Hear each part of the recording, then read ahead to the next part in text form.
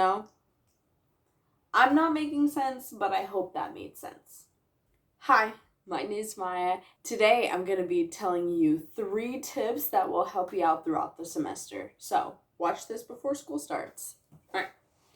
Number 1, put each test and assignment in a calendar. I know this sounds self-explanatory because, obviously, if you're a somewhat organized person, you use a planner. But it really does help if you have, your syllabus, all your syllabuses from your classes, either, printed out, if it's a assignment, quiz, test schedule, or to, make a Notion page of it, or to make a doc page, a Google Docs, anything, put it all in your Google Calendar, it doesn't matter. So why am I mentioning this?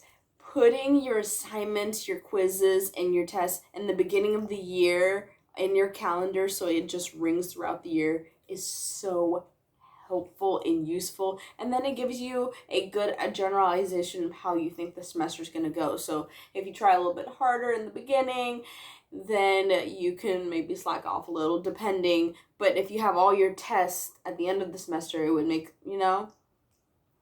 I'm not making sense, but I hope that made sense. I'm moving on. Number 2, change when and how you study.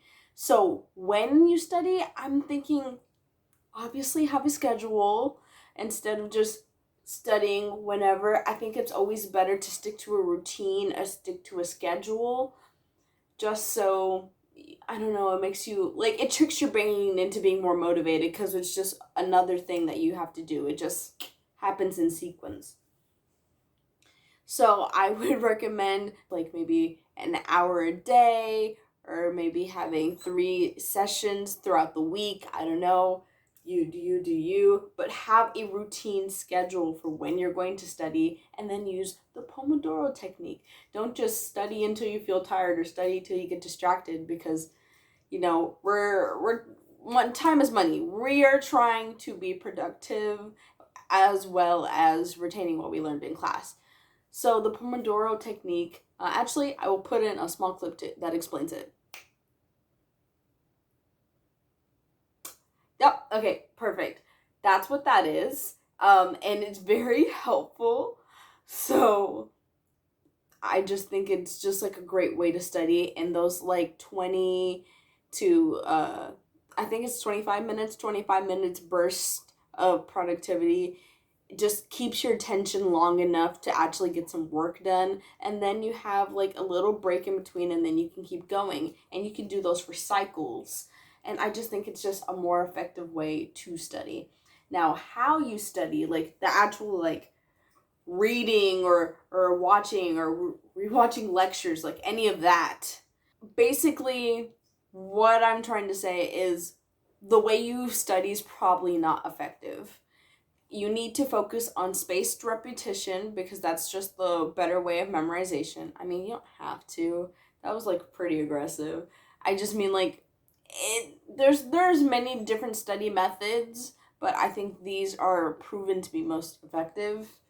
But spaced repetition to help with memorization, and also quizzing yourself instead of rereading your notes or rewatching a lecture. Obviously, if you don't have the fundamental concepts down, it is obviously makes more sense to rewatch a lecture or maybe go through your notes. And it's a class by class thing, because you wouldn't study for English the same way you study for biology, so on and so forth. But figure out an effective study method that works for you. I dropped my pencil. And stick to it. If you find that it helps you and it keeps you on track and it's affecting your grades in a positive manner, that's all we want. And then the third and final method, try to find your textbook, a PDF version online for free before you buy your book. Obviously, this is common knowledge. Obviously, I'm going to try and get either a cheaper book or a free PDF. But hold on, I'm not finished. Calm down. But there are tons of online libraries that have specifically textbook PDFs that you can go. I will link the one that I use down below, but obviously I did a quick Google search and there's like tons of other ones. So there you go. Yeah.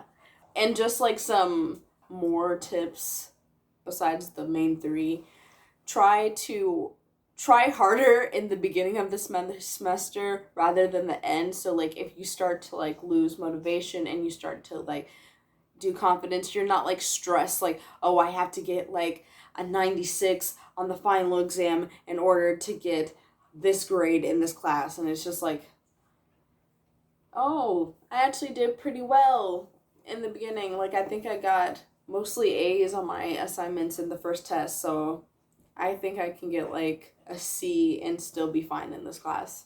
That's what we're aiming for. C's get degrees, folks. I'm just kidding. Always have big goals, but you know. Alright, well, those are my tips. That is all from me. I hope you have a wonderful day. Wrong arm. M out.